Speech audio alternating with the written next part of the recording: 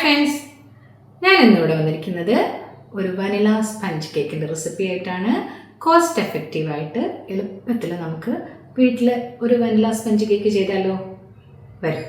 കേക്കിൻ്റെ ബാറ്റർ തയ്യാറാക്കാൻ പോവുകയാണ്. അതിന് വേണ്ടിയിട്ട് നമ്മളിവിടെ 1 കപ്പ്, ഒരു 1 kg കേക്കാണ് ഉണ്ടാക്കുന്നത്. 1 കപ്പ് മൈദ എടുത്തിട്ടുണ്ട്. അപ്പോൾ അതിലേക്ക് ഒരു പിഞ്ച് ഉപ്പ് കൊടുത്തിട്ടുണ്ട്.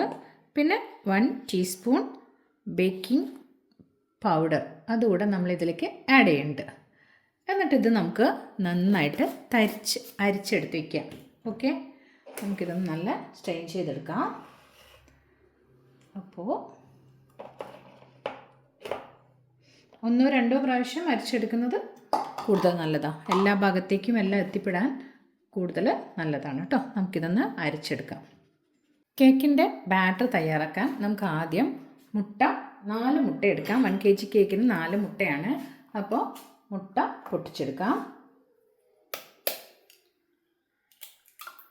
പിന്നെ അതിലേക്ക് 1 ടീസ്പൂൺ വനില എസൻസ് ഒഴിക്കുക. അപ്പോൾ 1 ടീസ്പൂൺ വനില എസൻസ് ഒഴിച്ചിട്ടുണ്ട്. അപ്പം അത് നമ്മൾ ബീറ്റ് ചെയ്യുമ്പോൾ തന്നെ തുടക്കത്തിൽ തന്നെ ഈ എസൻസ് ഒഴിക്കുകയാണെങ്കിൽ അതിൻ്റെ മുട്ടയുടെ മണം ഒന്ന് കുറച്ച് കുറഞ്ഞ് കിട്ടും, നന്നായിട്ട് കുറഞ്ഞ് കിട്ടും. അപ്പോൾ നമുക്കിത് നന്നായിട്ട് ബീറ്റ് ചെയ്യാം. അപ്പോൾ ആദ്യം ലോ സ്പീഡിലും പിന്നീട് ഫുൾ സ്പീഡിലുമാണ് ഇടുന്നത്.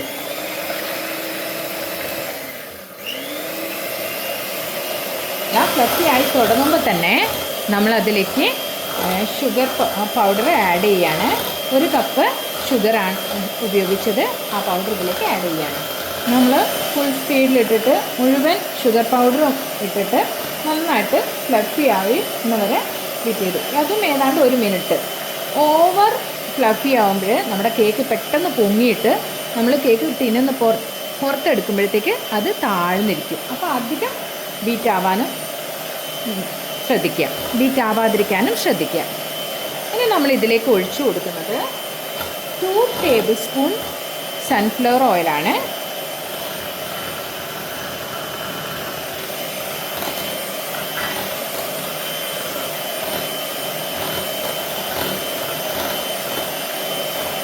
ഇവിടെ നന്നായിട്ട് ഫ്ലഫി ആയിട്ടുണ്ട്. നമ്മൾ ബീറ്റർ ഓഫ് ചെയ്യാണ്. നമുക്ക് ഇത് ഒരു 3 മിനിറ്റ്സ് ടോട്ടൽ അത്രയുണ്ട്. ഇനി നമുക്കിവിടെ ബീറ്ററിൻ്റെ ആവശ്യമില്ല. അപ്പോൾ ഈ മൈദ അരിച്ചെടുത്ത് വെച്ച മൈദയും ഈ മിൽക്കും, അതായത് ലൂക്ക് വാം മിൽക്കാണ്, അത് 1/4 കപ്പാണ് എടുത്തിരിക്കുന്നത്. അപ്പോൾ അത് ഈ മൈദ മിക്സും ഇടവിട്ട് ഇതിലേക്ക് ആഡ് ചെയ്യാം.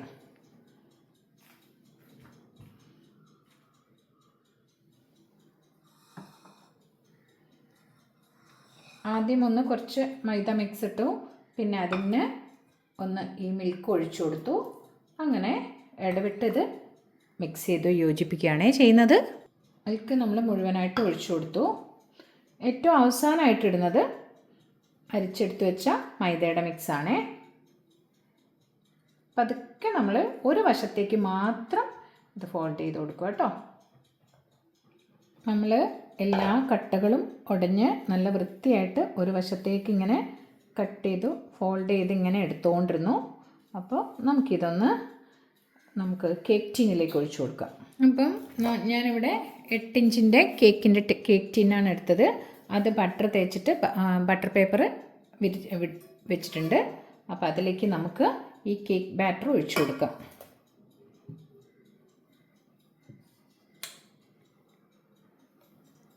നമ്മൾ കേക്ക് ടീനിലേക്ക് ഒഴിച്ചു കൊടുത്തിട്ടുണ്ട്.